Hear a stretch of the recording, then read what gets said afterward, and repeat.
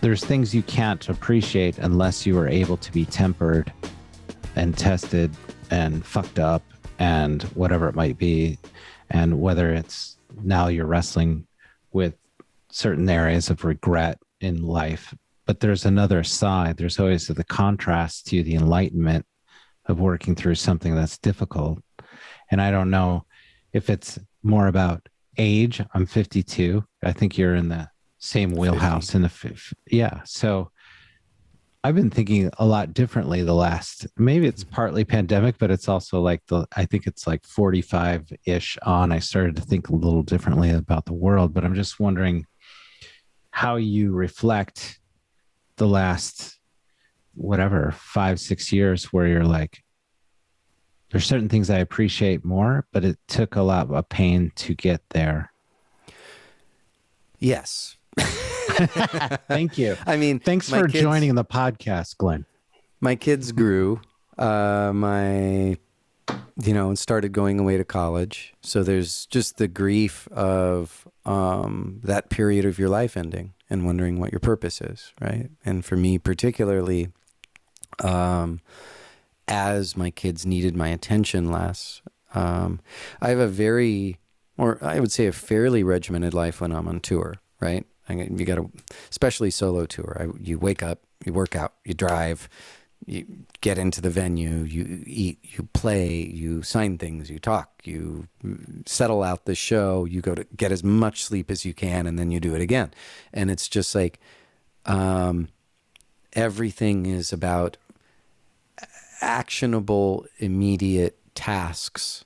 And if you don't do one of them, the day really doesn't work. You got to sit down with the manager and get paid at the end of the night. You got to play a show and you got to give it your all. You got to be nice to people no matter what mood you're in.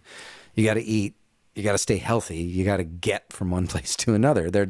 None of them are optional. And so I go home and it's like, what do I have to do today? Well, I should write the best song I've ever written. Alone. No pressure. No pressure. And so when I had small kids, it was nice because there was always, I loved having small kids because you just get to play and improvise and cook them food and take care of them. And then they got older and I started to get weird and depressed. And then to a degree where I guess 6 going on 7 years ago now, my wife and I split up. So all kids are adults out in the world now.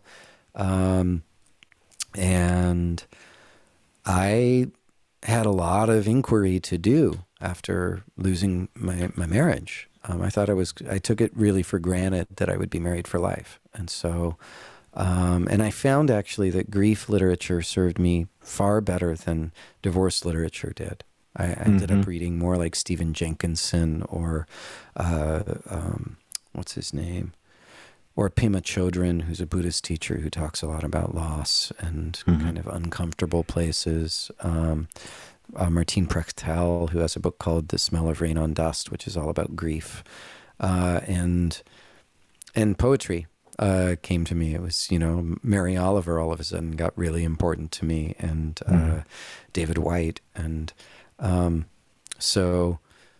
trying to figure out, not just kind of getting older and this, chapter of my kids, but, and even in this I've been in a relationship for 3 years, I find my biggest barrier is allowing myself to be fully committed and trust, because the pain of losing my home and my identity, was such an it's the largest.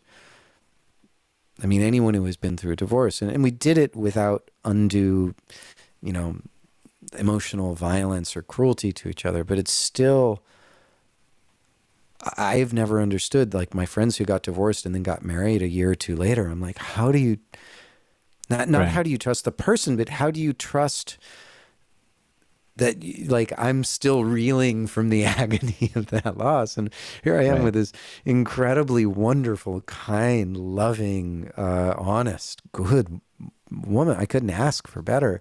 And I'm just like, no, that's why she's dangerous.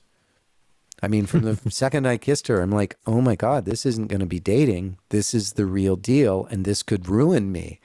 Sure. And some part of me has been like, just going, do it. It'll hurt. One of you, like this.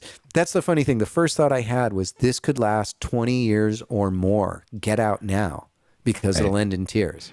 And it was like, wait. So my instinct is this is really good and could last a long time. Sure. But if I give my heart completely to her, then if she dies before I do, that'll be terrible. If I die before her, that'll be terrible. Like, life will be, and like, this is the spiritual practices I'm the most into are about this very thing, right? Which is like, everything is transitory. Everything will change. Everything is always changing. And if you hold on to it, it's agonizing. Yeah. So you need to show up in this moment. My friend Natalia Zuckerman, one of her lyrics is, I'll promise forever one day at a time. Right, exactly. It's just like, that's all you can do because you don't know what'll happen tomorrow. But like, if you don't show up now, once again, my girlfriend always says, the way you live your day is the way you live your life. Like, you don't know how long you got. So well, it's funny that becomes presence, increasingly important.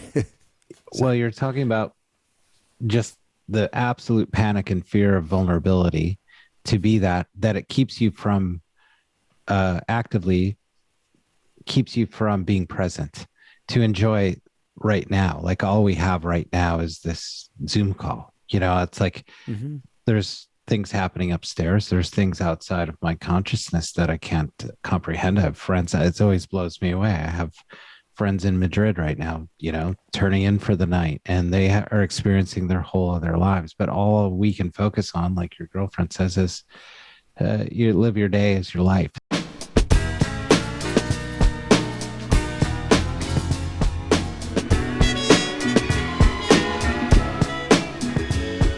The Full Exposure Podcast is brought to you by Metro Health, University of Michigan Health, and Dr. Peter Hahn, in appreciation of the creative and artistic visionaries who enrich our lives through cultural connections.